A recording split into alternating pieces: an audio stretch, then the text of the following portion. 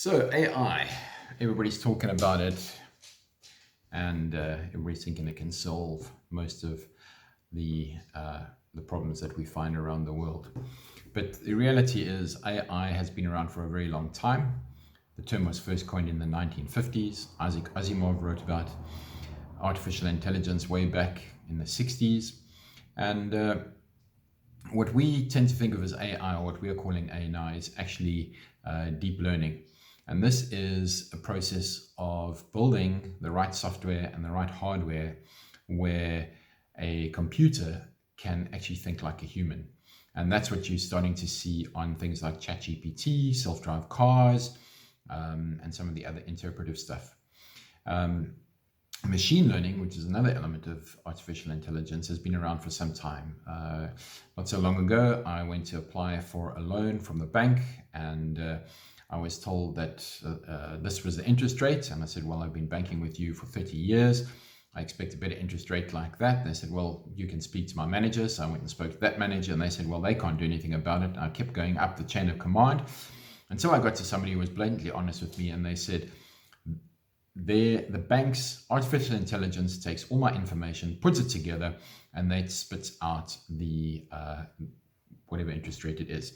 And there's nobody who can override that. It's take it or leave it. Artificial intelligence came up with it, and that's that. So deep learning is what I think most people are referring to now when they talk about artificial intelligence. And with deep learning, there is some big changes coming. Search engines are now going to be using deep learning. They have been using a certain amount of artificial intelligence up to now, but what we are going to see is the kind of deep learning that you see in ChatGPT.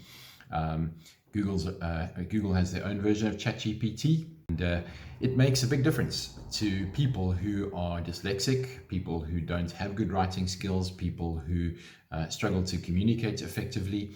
In that sense, ChatGPT and Google's Bard are very useful.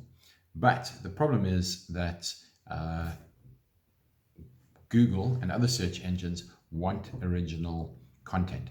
So at the beginning of this year, I had a couple of clients who came to me and said to me, can you please compose, send this email out or put this into our email newsletter? And it was obvious that 2 or 3 different companies had asked Google or asked ChatGPT the same question: please compose a welcome to 2024 letter.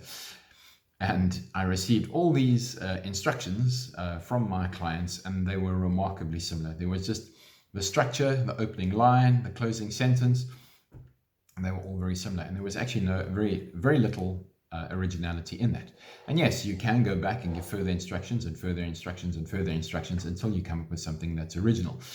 But with all the time and effort that it takes to put together something that is that original, you might as well write it yourself. And of course, it takes somebody who understands writing, who understands what makes a good letter, somebody who understands wordsmithing, to know when a product is original, well written, well composed, and effective. And so, you still need people like me who can write good content. You still need people like me who can look at something and say, wow, that's a lot of gumph in there, and then the day it's not really going to achieve the purpose that you want. And certainly it's not going to be impressive to search engines who are going to push it right down to the bottom of the list.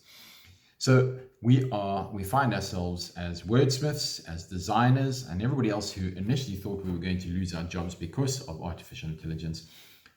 Our skill set is still required.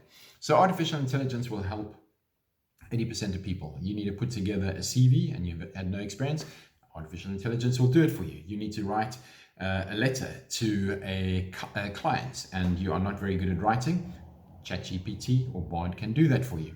But if you're wanting to write very high-end content that is going to go onto websites, content that are going to go onto blogs, content that is designed to answer long-tailed keyword searches, then you're going to need somebody who can think originally and create original content.